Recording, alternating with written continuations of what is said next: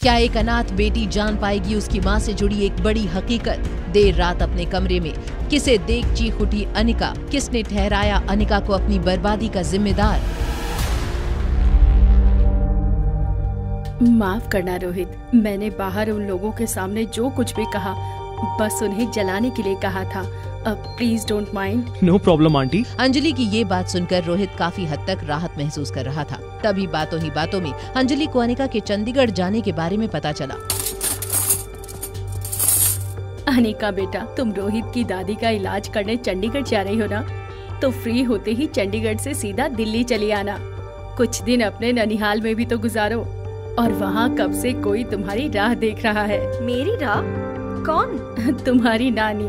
जब से तुम्हारी माँ घर छोड़कर गई थी तब से आज तक तुम्हारी नानी को अपनी बेटी का इंतजार है। अगर वो एक बार तुम्हें देख लेगी तो उनकी बूढ़ी आंखों को सुकून मिल जाएगा। तुम आओगी ना? अंजलि के इतने प्यार से पूछने पर वो उसे ना नहीं कर सकी और तभी अनिका को याद आया कि रिया अब तक यहाँ नहीं पहुँची थी। रिया, कहाँ हो तुम? रूम में मॉम, मैं बहुत थक गई थी तो सीधा यहीं आ गई। मैंने तुमसे कहा था ना, मुझे तुम्हें किसी से मिलवाना है। गुस्सा क्यों कर रही हो? बच्ची है वो, खेल कर थक गई तो चली गई रूम में। डोंट वरी, खाने के बाद मैं चलूंगी और मिल लूंगी उससे।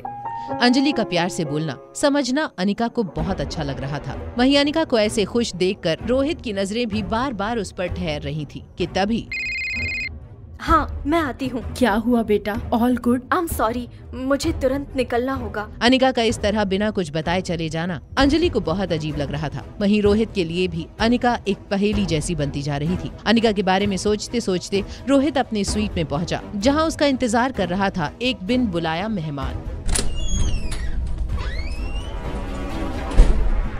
तुम यहाँ क्या कर रहे हो? सुना है तुम दादी माँ के इलाज के लिए चंडीगढ़ जा रहे हो, इसीलिए दादाजी ने मुझे कहा है कि मैं भी तुम्हारे साथ जाऊँ। तुम्हारा वहाँ कोई काम नहीं है। क्यों? आखिर मेरे आने से क्या प्रॉब्लम है? और विटनेस के तौर पर कम से कम परिवार के 2 लोग तो होने चाहिए ना। ठीक है, तुम चल सकते हो। अब वहाँ तक जा ही रहे हैं तो मैं सोच रहा हूँ कि क्यों ना मार्शल आर्ट्स की थोड़ी और ट्रेनिंग ले लूँ। मैंने सुना है कि तुमने जहाँ से ट्रेनिंग ली थी वो इंडिया के बेस्ट कोच है। क्या तुम उनसे मेरे लिए बात कर सकते हो? बलबीर सर ऐसे ही किसी को भी ट्रेनिंग नहीं देते हैं। फिर भी अगर तुम चाहते हो तो मैं तुम्हें उनके पास भेज दूंगा, मगर मेरी एक शर्त है। शर्त? कैसी शर्त? रोहित की बात सुनकर धीरज सोच में पड़ गया था। वहीं दूसरी ओर अनिका ये समझना चाहती थी कि आखिर उसकी माँ की फार्मा कंपनी में ऐसा क्या था जो हर कोई उसके पीछे पड़ा हुआ था।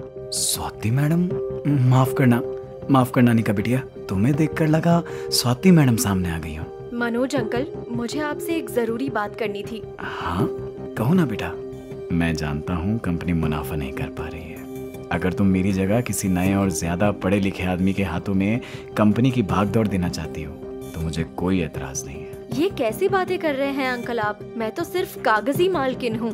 ये कंपनी मुझसे कहीं ज्यादा आपकी है। मैंने तो आपको यहाँ बस इतना पूछने के लिए बुलाया था कि क्या इस कंपनी के अलावा भी कुछ है जो मेरी माँ मुझे देना चाहती थी। हाँ बेटा, एक और चीज है तो सही।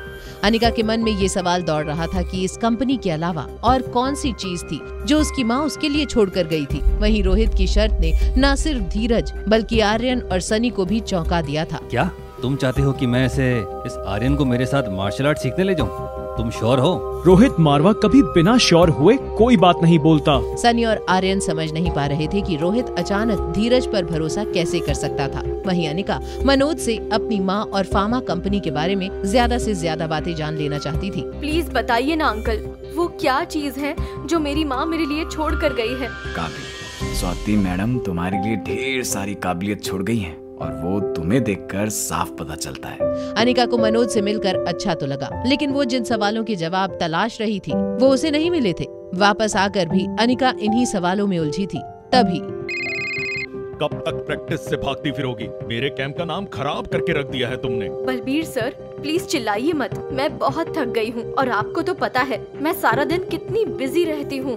तुमसे उम्मीद रखना ही बेकार है। एक काम करो, अपनी बेटी रिया को ही मेरे कैंप में भेज दो। लगता है वही मेरे कैंप का नाम रोशन करेगी। दिन भर की थकी अनिका घर आकर गर्म पानी का शावर लेने लगी कि तभी कमरे में कुछ गिरने की आवाज आई और वो बाथरूम में ही बाथरूम से बाहर आ गई। बाहर आते ही अनिका ने देखा कुछ ऐसा जिसे देखते ही उसकी चीख निकल गई। तुम कौन था वो शख्स जिसे देखकर अनिका इतनी बुरी तरह से घबरा गई थी? आखिर क्यों भेजना चाहता था रोहित मारवा आर्यन को धीरज के साथ? क्या रोहित की दादी की जान बचाकर अनिका पहुंच पाएगी अपने बेटे तक? जानने के लिए देखिए अगला एपिसोड सिर्फ पॉकेट FM के YouTube चैनल पर। और एक लड़की को देखा तो के सारे एपिसोड्स को सुनने के लिए डिस्क्रिप्शन में दी हुई लिंक से डाउनलोड कीजिए पॉकेट FM ऐप।